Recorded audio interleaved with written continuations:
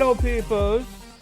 We're back. Yeah, we're actually back for the first time in over a year. It's been interesting. Let's just say we are happy to still be here.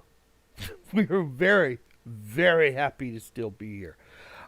Tonight we have some friends of mine who have are going to try and shake up the tabletop gaming world, if we can say that. I don't know if I'm playing it up too much or not, but I'm a little biased, so deal with it. So tonight we've got the folks from Sandragon Games. They're gonna explain everything about the game, or the platform, the whole 9 yards, and we're going to also be talking about the Kickstarter for their first offering. Link is in the description right now. So if during the show you decide you want to go ahead and head on over and help these nice folks out, please do. So here we go. I'm going to introduce these guys in, I want to say, order of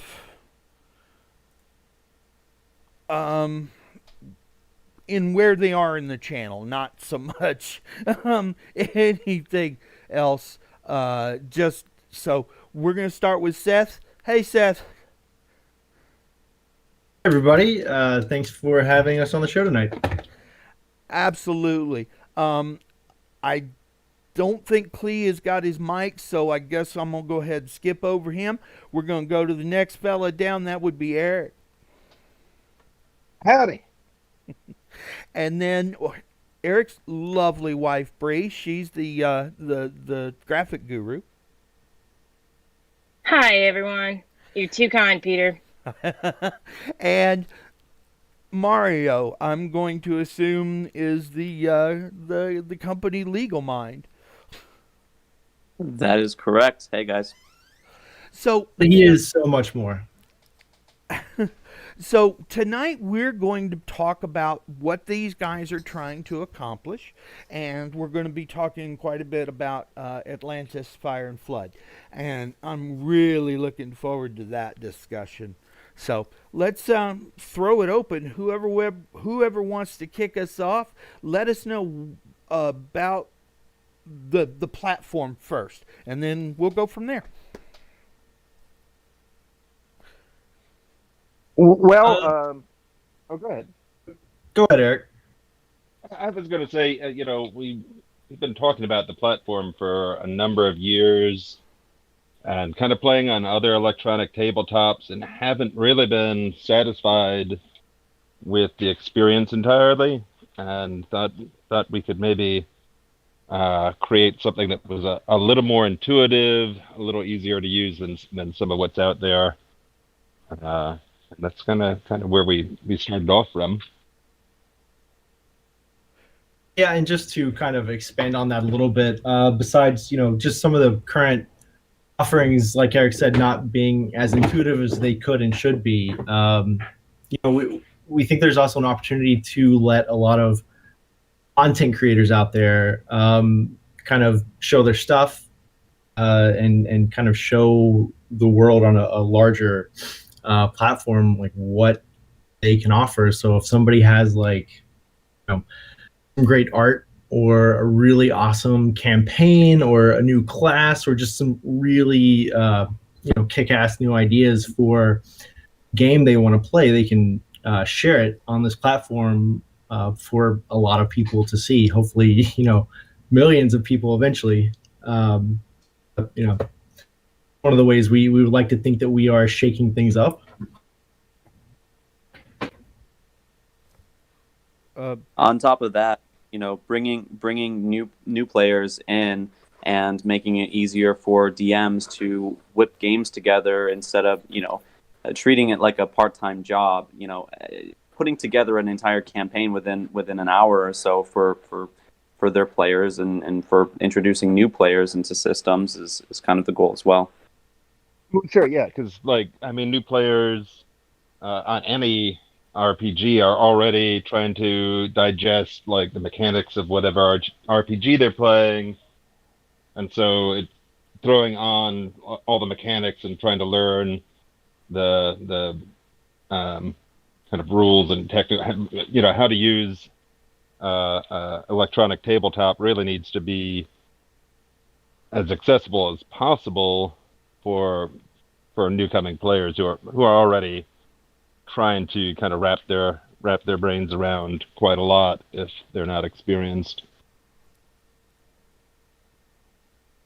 Wow, cool. By the way, I mentioned this to Eric up top, but the thumbnail for this Bree is going to be your graphic. And matter of fact, that's actually up as the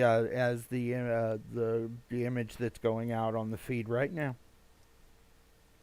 I think I can speak for everybody and say that we all think that Bree did a really excellent job Yeah. on this graphic.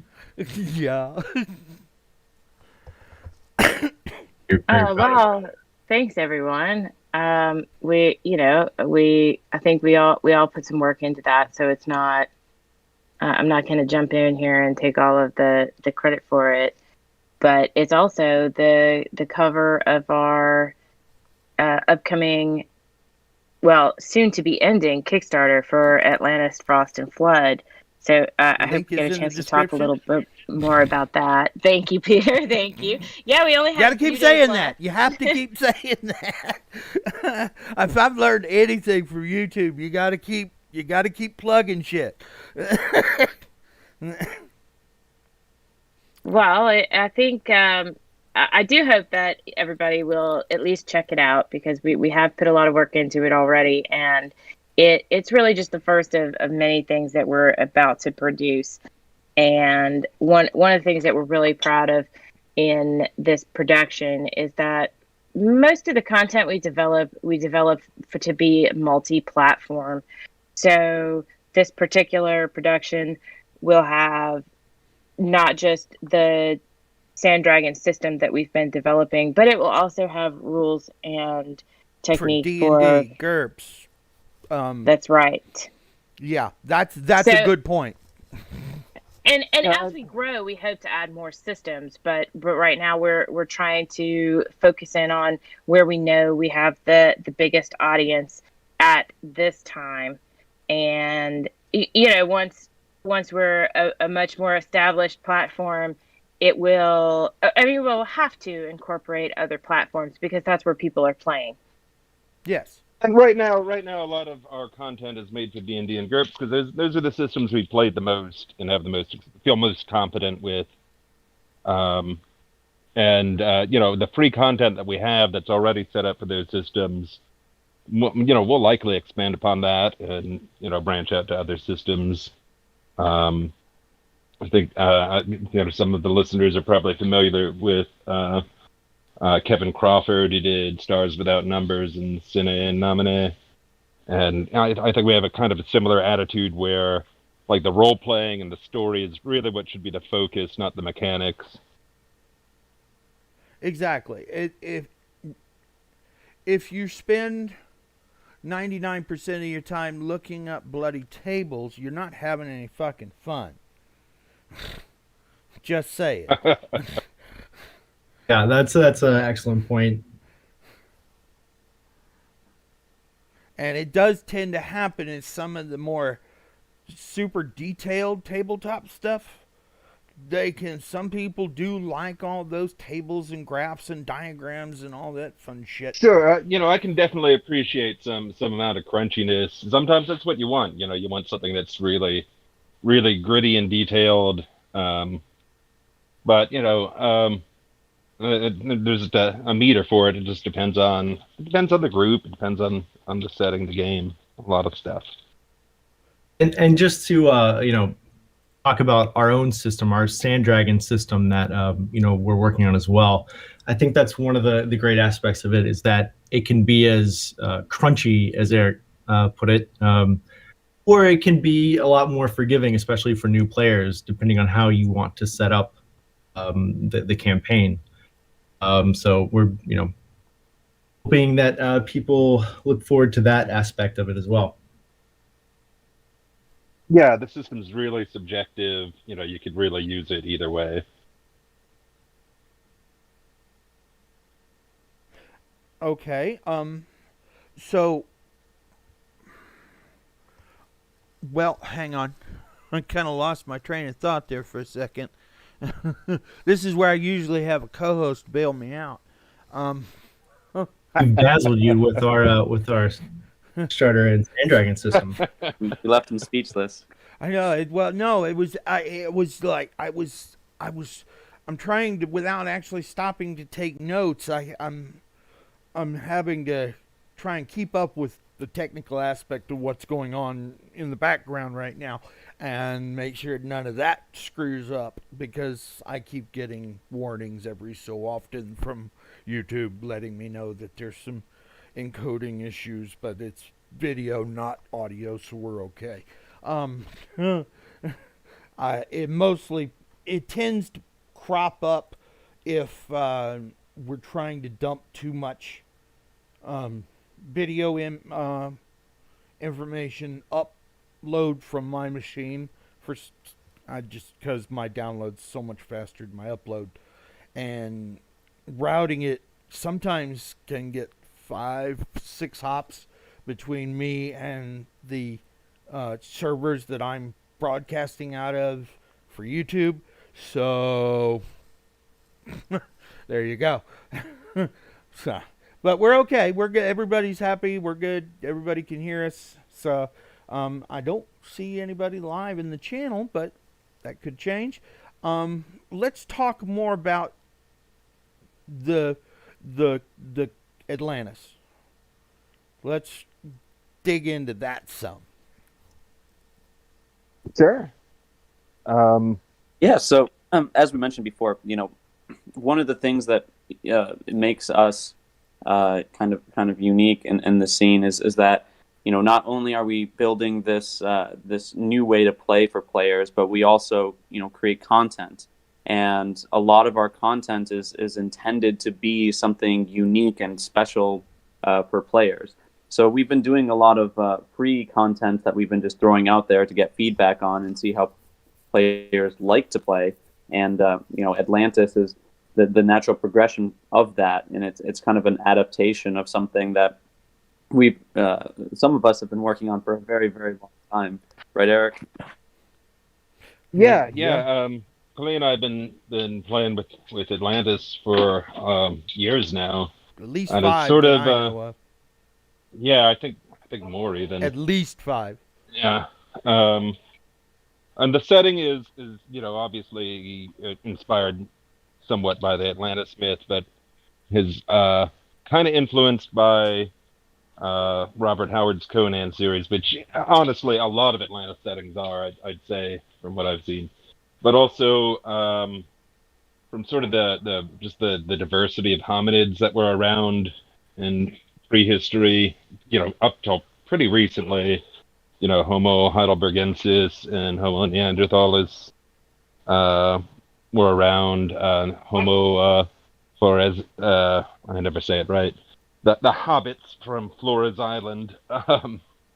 Those were all contemporaries with Homo sapiens until really recently, and kind of this idea of, different human races, proto-humans, is really kind of capturing for us, and some inspiration from like Gene Aul's Clan of the Cave Bear, movies like Quest for Fire, kind of 10,000 all rolled BC, in. if you've seen it. That's true. But they're both very Stone Age kind of explorations of the Pleistocene from the perspective of Stone Age characters. We've just found really compelling. That's one of the things. And then, another thing wrapped in also is some kind of conspiracy theory stuff, alternate ideas about history and how history unfolded, some kind of ancient alien stuff going on, Mandela effect, all that. Some really, really fucking strange stuff. Just like all the things all rolled into one. Right. One of the things that I've really been enjoying about it too is, as part of that research to try to make it a convincing setting, is that it's not just about dreaming up these fantasies of all of these things, but because a lot of our races are based on these early proto-humans and early humans and contemporaries of that time, there is a lot of real world things that come into developing this game. What kind of clothing did they wear, and what kind of tools did they use, and how did they use those tools, and how did they make those tools, and what sorts of materials and supplies were available to them, and all of that gets rolled into. How was the wildlife different? Yeah, exactly. Yeah, that's a fascinating aspect. Also, part of what just the other day researching some, I learned that Arctic foxes are the only mammal naturally native to Iceland. Yeah, I actually knew that. Because they crossed the ice sheet, back in the day when there was an ice sheet between Iceland and Europe, and they're the only thing that managed to do it. And so Clee's written in, sort of a tribe out there where we're making Iceland Ultima Thule. And Okay. and the sort of the clan that lives out there, the tribe that lives out there, their totem animal is the fox. Whale So we're hunters. incorporating in, a lot of that sort of information that we're picking up along the way.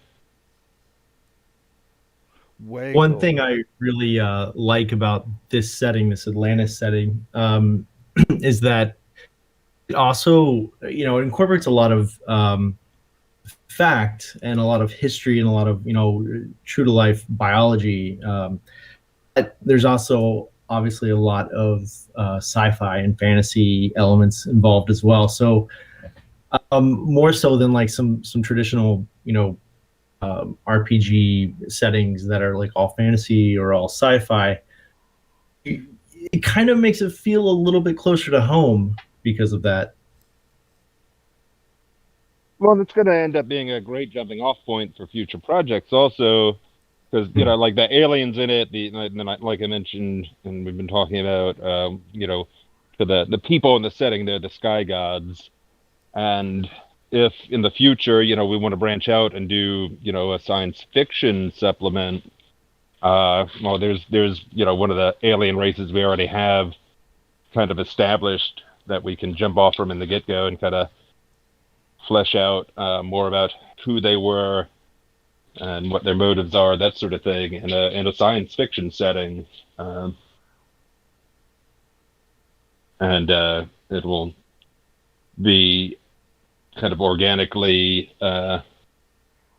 enmeshed in the content that we're already creating. Yeah, it doesn't hurt to create your own new mythos. It can actually win you over a lot of fans.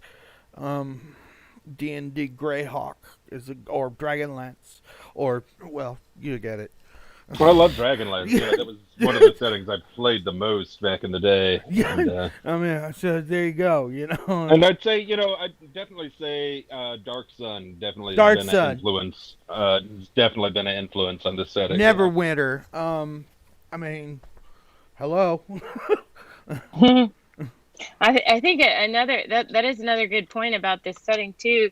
It's unique in that Relatively. not only is it this sort of based on this ancient world as it was, but there's really a lot of avenues for you as a playing group if you want to play a like a real high fantasy game where there's lots of magic and the world is this alien place, and that way it's really easy. But you can also play a science fiction game that is, or like a science fantasy where there's lots of technology and things beyond our ken in that way. And That like ups, it gives kind of an alternate history of how civilization developed. I think it'd be really interesting to run, a noir in the setting, a modern noir, with the backdrop that this was the history that really was that most people are ignorant of, sort of idea.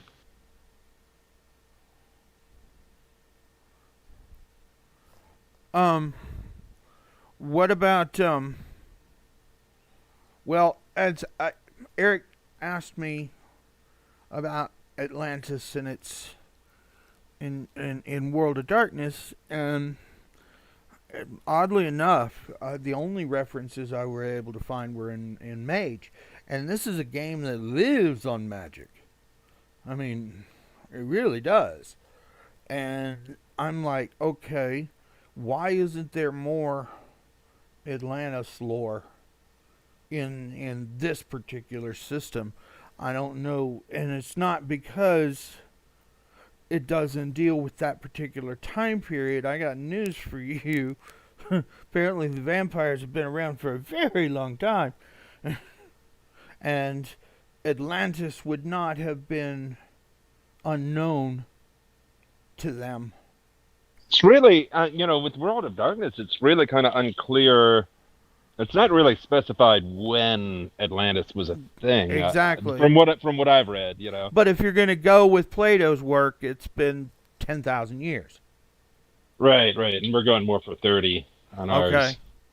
Which is more likely if you're talking mammoths and whatnot. Yeah, we're definitely going full in on a Ice Age kind of setting with primitive man and whatnot. But there's a lot of kind of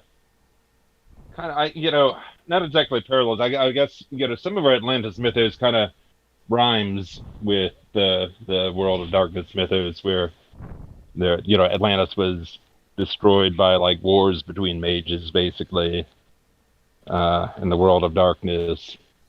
And in our setting, there's essentially a conflict happening between the Atlanteans and the aliens, the sky gods. Okay. Honestly, that's my favorite part. The whole, alien aspect of it. Finding ancient relics and, seeing what they do and how they can help you in battle or how they can ruin your game. Absolutely. I'd love to see someone take our content to the logical extreme and over a 1 year game, reach, outer space, the sky god's homeland kind of thing. That's kind of my favorite part, but yeah. Hopefully they'll tell us about it. Well, one of the I want someone to message us and say, "Oh yeah, we destroyed the sky god's homeland in our game." Oops. I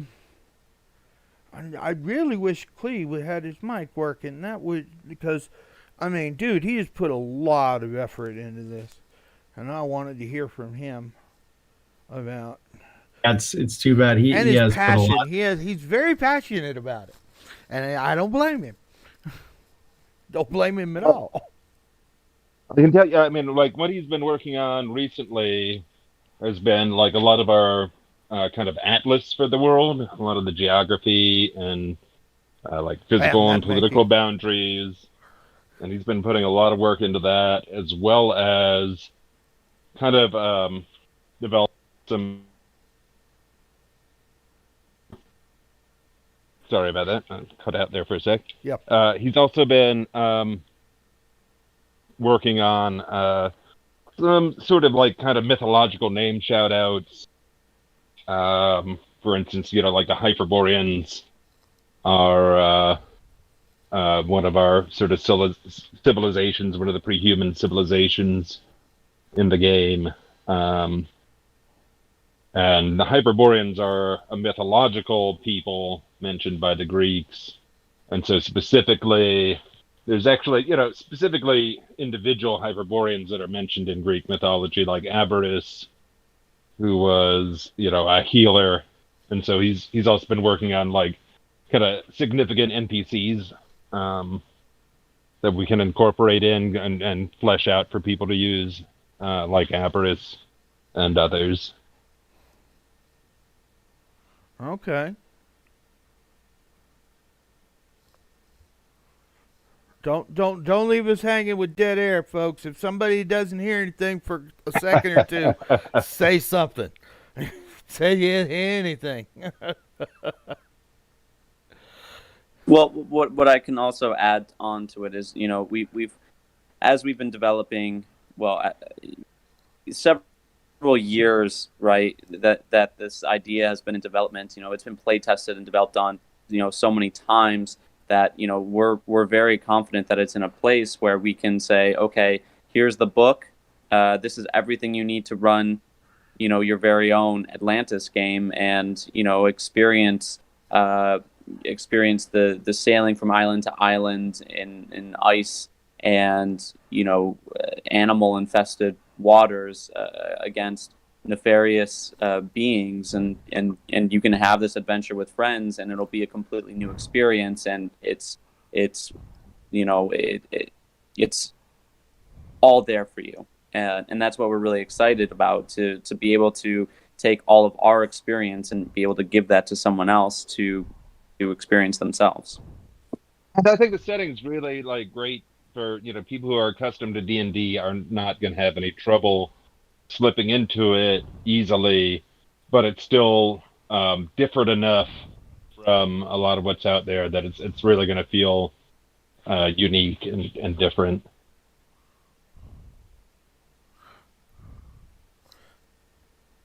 I mean, what do you think about this, Peter? I mean, what's your opinion on the setting? Would you? I've always liked the concept of Atlantis.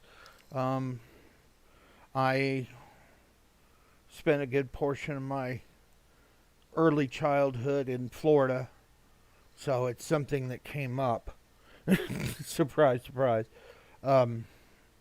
And I've been watching Clee build this world for years.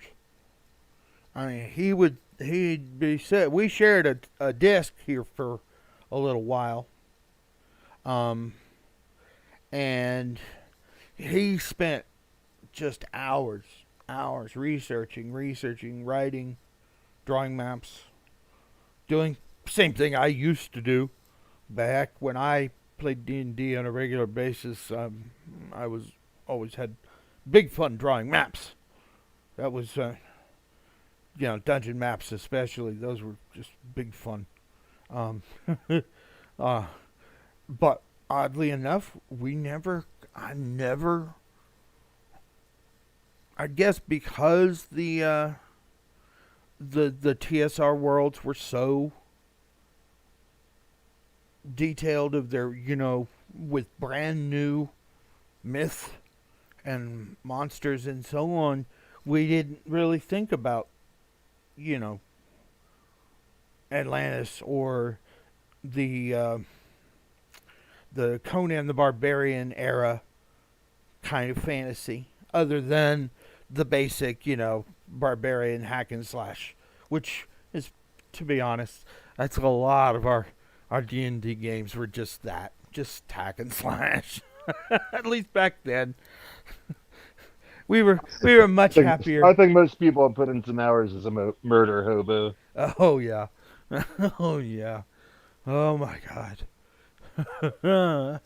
So, yeah, it's something that I've always thought would be kind of cool, and I think I mentioned I've been playing Assassin's Creed Origins. There's actually one of the expansions is Atlantis. So I ain't there yet, so I don't know anything. Or else I'd probably have a bit more to add, because they tend to put a lot of myth into those games, and I think it makes them, it really does. So, when was the last time the game was played? I mean, this actual uh, um, Cleese We haven't had version. we haven't had a play test in a few weeks. I don't know, maybe 3 weeks now. Okay, well Um, that's less time than I thought. And the Kickstarter is taking a bit of our time Hmm. Oh, playing. Link in the Uh, description. yeah, they It's, they don't tell you how much investment a Kickstarter is. You know, we would Oh, I know.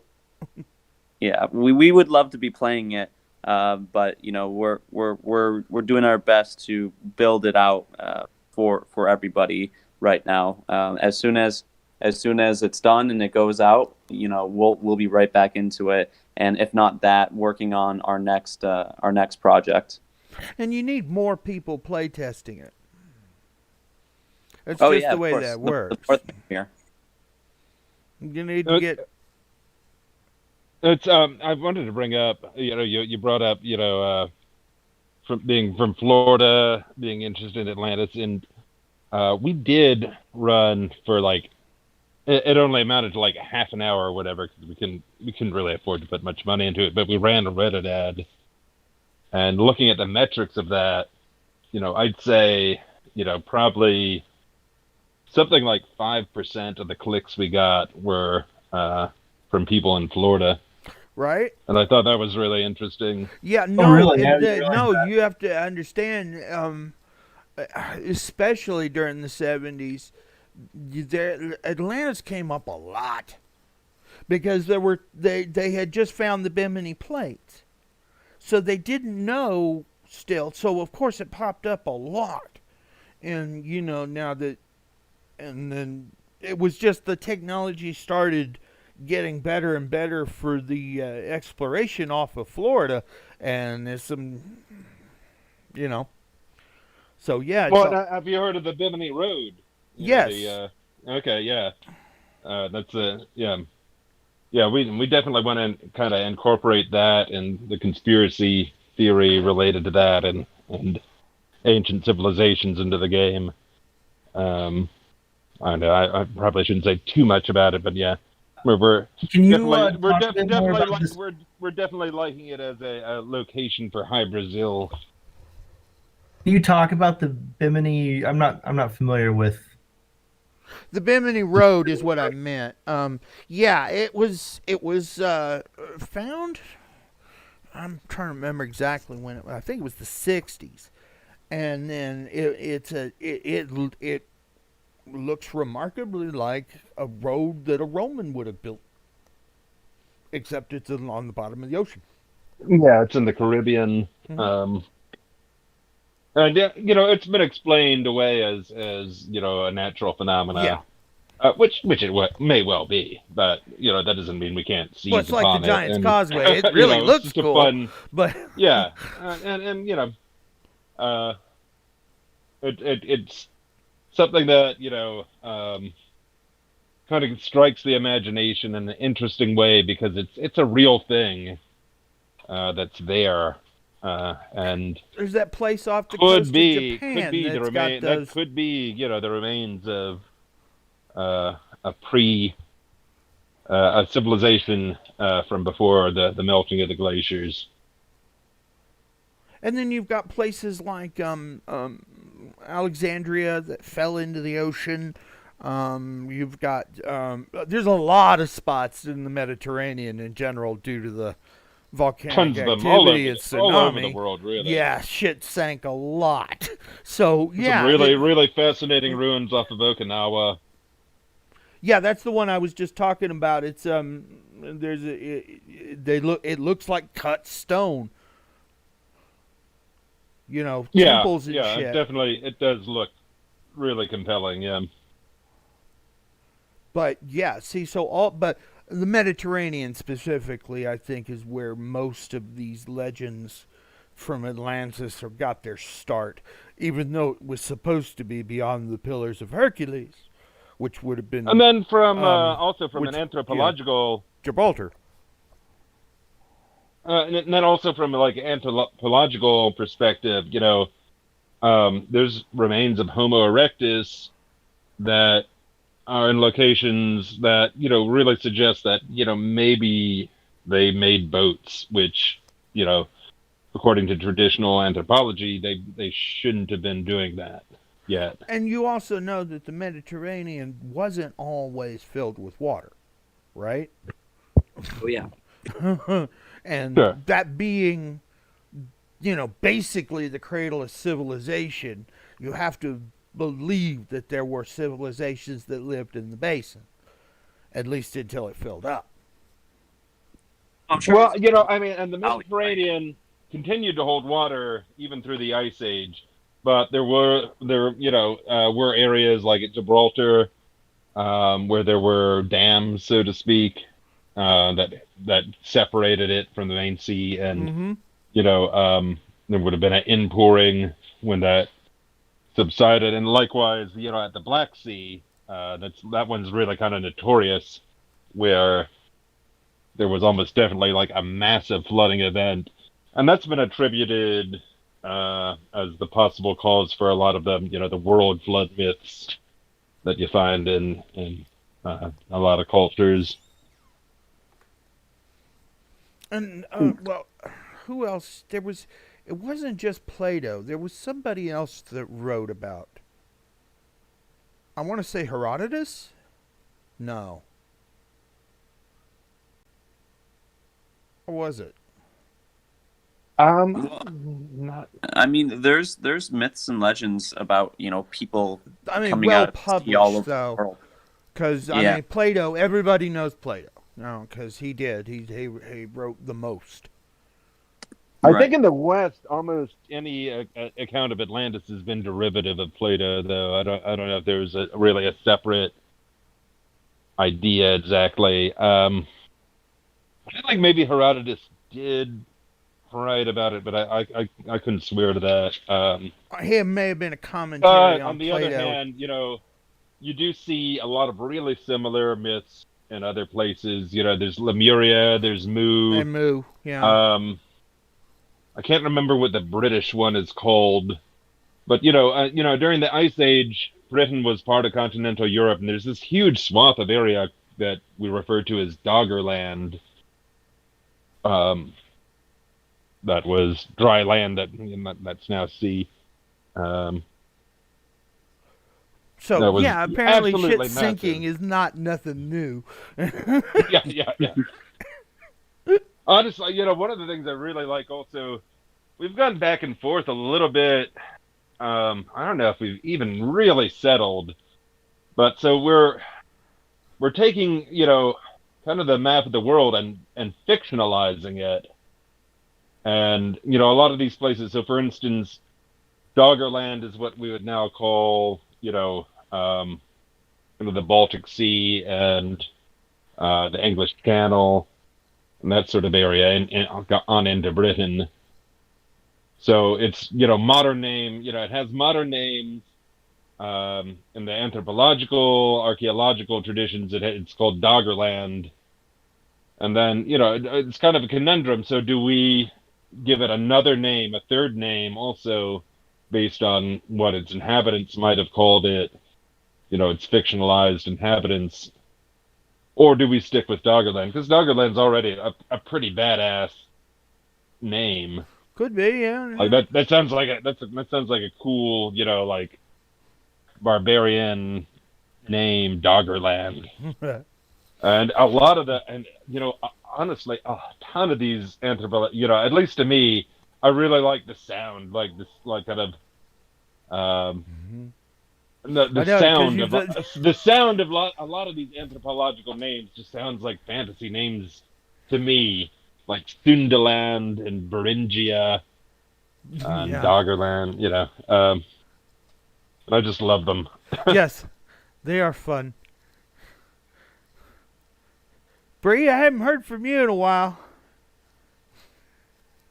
Did you fall asleep? Well, no, I'm not sleeping. I'm actually drawing a bardic painter for one of the classes that we've developed for this setting.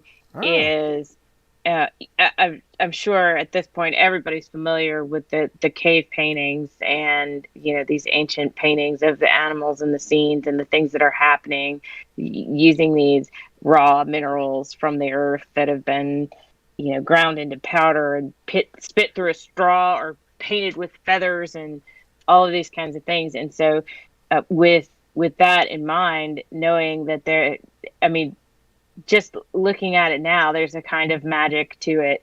So surely there must have been a more powerful magic to it for the people that made these paintings. And here we go. That's what I'm about to depict.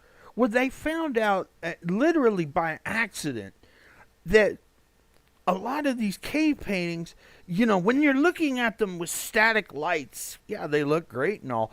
But if you light with, let's say, a fire or a torch, the figures start flickering. to move. Yeah, the flickering, yeah. So you got to imagine the imaginations as these stories were being told. It's like I said, magic. There's magic. It is to magic.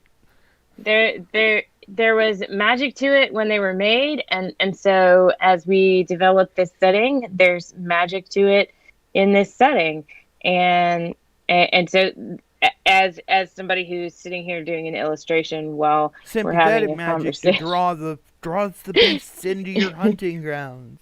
Yeah. Yeah, and so that's so cool. one of the things that's a lot of fun here. So we have this bardic class that has this school of painting, and instead of just being limited to inspiring those around them with their music, which is very inspiring, but these cave paintings are inspiration. And I've always heard these you can get more bards, done with a limerick than you can with a ballad. So yeah, they're kind of visual limericks, and it's just a really cool mechanic that explains something that we have physically that is real in our world, and of course they've faded through time, so they don't have the same magic that they had for the people that painted them. But for a moment while you're playing this game, you can have that magic, and your players can experience the Right. glory that is this Pleistocene bard. Awesome. One of the reasons the Stone Age is a great setting to tell like stories about heroes is because even from a modern scientific standpoint, you can break it down into kind of a hero's tale where you start with the human species, and they're indistinguishable from apes, and they go through transformations and acquire knowledge and abilities along their journey, and kind of end the story as we are today, elevated in a station between ape and angel. It's a compelling sort of narrative, and I'm paraphrasing somewhat from Monsieur Landau, her writings. Okay. So, we are. Let's see. Have we missed anything? You guys would know. I wouldn't. So. Well, there's probably really not enough time to go through all of the things. Not everything. We've got about 15 minutes. We got another 15 minutes or so and that can fly by pretty quick. Well, I think it's important to say, as you say, some repetition. Please support our Kickstarter here for Atlantis, Frost and Flood. That it's only Which the I need first... to fix because I goofed it in the damn description. The link is good, but I have it written wrong, so I'll fix that after the show. That's easy enough to do. I can just go back and edit the card. Yeah, I just But got to edit the card out, the text on the card. this is just the first of many settings and materials that we'll be producing. And so by helping us get this particular setting going, not only do you get in on the firsthand communications and then any of the content that we produced between now and then, you'll be among the first to know, but you also help us keep on building and produce more and more content, and that's what we're trying to do. More games cannot be a bad thing. Yeah, But exactly. we've already got, it's not really, I mean, we already have a whole bunch on our website, sandragon.io, available for free download. Some really pretty extensive adventures, dungeon crawls, one-shots, all kinds of stuff. Some of it's cheeky and funny, some of it's very in-depth. Link We'll for definitely be adding a the lot more. Sandragon.io will probably be on their Kickstarter page, which link is in the description. Yeah, you can get to that page through our Kickstarter. Yeah, and there is, as Eric said, there is a lot of content that's already there that you can download, and it's all free. And I think almost all of it is for both GURPS and for Dungeons and Dragons. And they'd love to hear back from y'all if you use it and play. They want to hear how it went. Absolutely. Yeah, absolutely. And if you adapt anything and make changes, please message us back. Upload it. We will upload it. Yeah, we'll host, Yeah. If you do a conversion to World of Darkness on the Lion's Den adventure, it's like, yeah, we'll host that. That'd be great. Yes, absolutely. If you add other systems, we'd be so happy to include that. And we'd also, we have a Discord channel for Sandragon, and we would love to just chat, just role player to role love player. to just hear from anybody. Yes.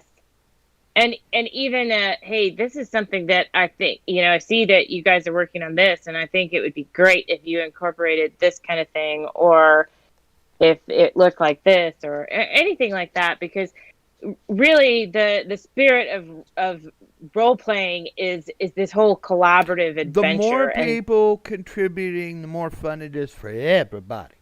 Exactly. And I think that although we're not here in a vacuum creating content, because we definitely call in as many of our role playing friends as we can, and I love what technology has done for us in that we can draw our membership from all over the country, and even all of us speaking here tonight from all over the world. That's true. Thank you for the correction. But even the group of us speaking here tonight are all in fairly different locations, and that's a novelty that we haven't always had as role players, as adventurers, as collaborators.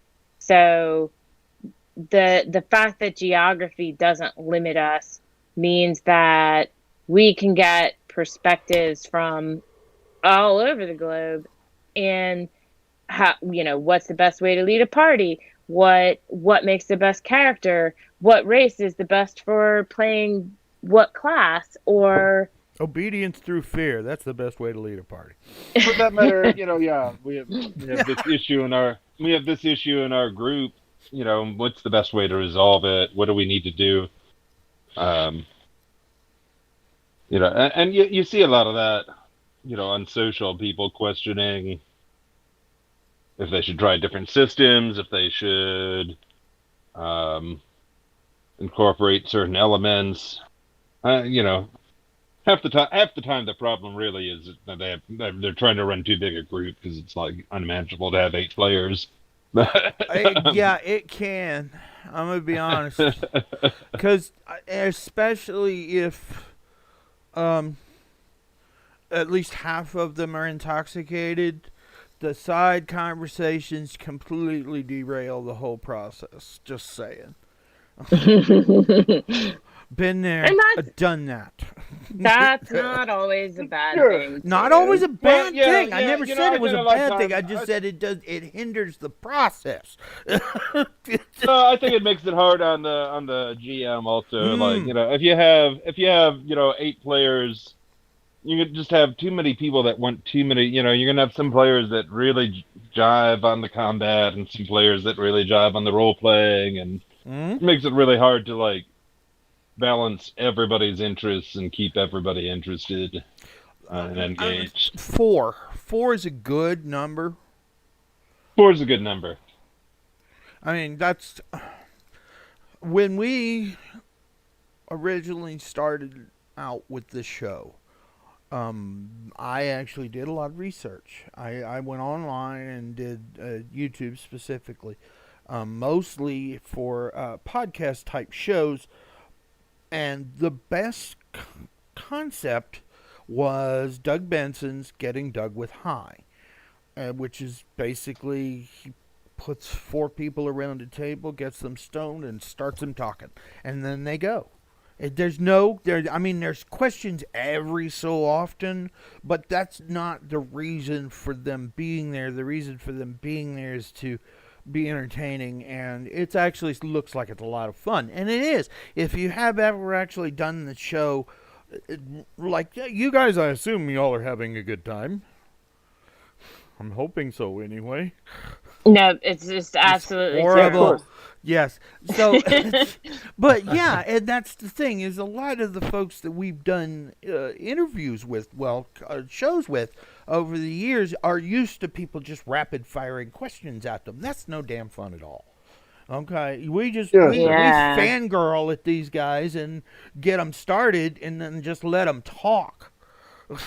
And that's what we want them to do. Is the discussion is the entertaining bit, and yes, you will get some useful information from time to time. As I'm pretty sure that we have very much gotten, a lot of information out for you guys, and we've also had a good time doing it. Sure, and if anybody who's listening who's interested in that kind of like tabletop discussion where you're not rolling dice and following game mechanics, I'd recommend checking out Microscope. I'm going to say Ben Robbins is the author on that, but it's a really more of a storytelling and world building game. It's really cool, but you can get as into role playing as your group wants to with it. Well, with White Wolf, the DM isn't a DM; it's a storyteller. Sure. Because all of these games are basically stories, and there have been some shows on YouTube that are White Wolf games that are just kind of like serials every week. Sure. Yeah. That are just having big fun. And it's not just White Wolf. There are the Outside Xbox guys. They actually do D&D. There's this Critical Role. Yeah, exactly. And so they have big fun doing that, and it's more about the story than it is about rolling dice. Yeah, right. As it should be. But I mean, this is sort of an extreme end of it because there's not any rolling of dice with Microscope. It's a kind of a group. There's not a GM. Everybody is sort of in the same position, and everybody just kind of hashes out what they're doing, and it's interesting. Mario, Seth, you guys got anything you want to drop in here before we shut down for the evening? Well, unlike Eric, I'm not gonna plug someone else's content. I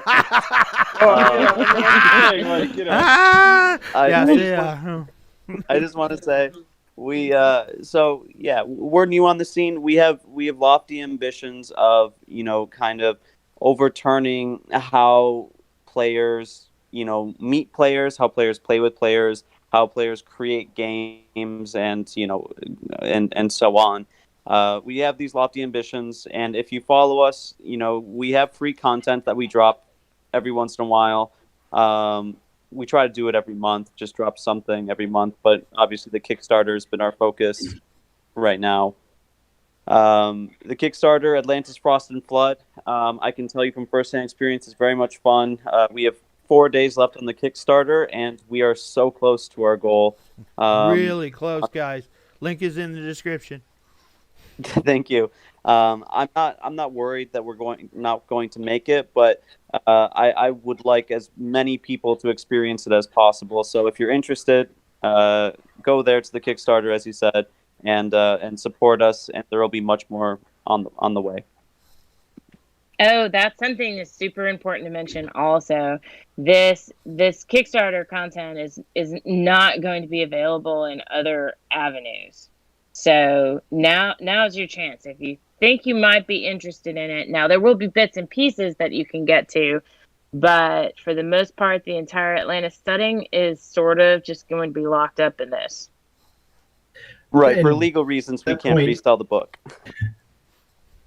Point, there's also some opportunities on this Kickstarter for anyone who's interested to actually take part in helping create parts of this world, depending on the pledge level you want to go to.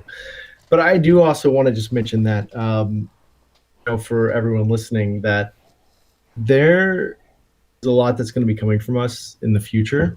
There's a lot of really exciting things that we're doing and that are in the pipeline. Mario, mentioned that we have some lofty goals, but I think more than that, they're very doable and achievable. And we're gonna have some really cool things that are coming out of Sandragon, and we hope everyone keeps us in mind, follows us on Instagram, Twitter, joins our Discord channel, and just keeps an eye on us, because you're going to be getting a lot of great content. This will not be the last time you hear from these guys, by the way. They will be back.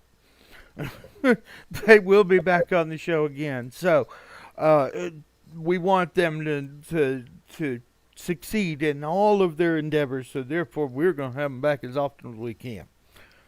Love to be back. Thanks, Peter. We're looking forward to the opportunity also.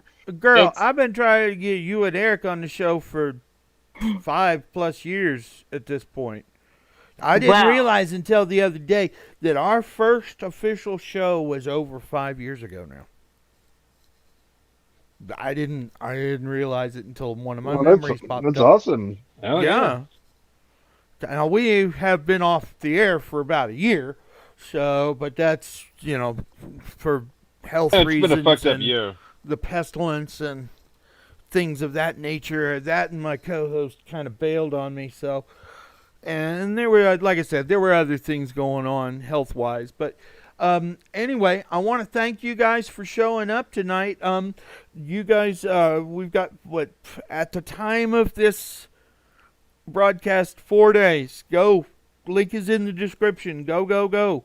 So, everybody, I want y'all to thank you for coming. Seth, Eric, Bree, and Mario. It is wonderful to have you guys here. Thanks for having us. Yeah. Absolutely. Yep. And you will be back. So I want to say goodbye to everybody else, and we'll be back hopefully in a couple of weeks. I'm going to get with my previous co-host and see if we can't work something out. Then I'm going to actually have to work out some ideas for the next few shows, which is probably going to take a little more effort than tonight's show. So, anyway, everybody say good night. Good night, everyone. Good night, guys. Good night, everybody.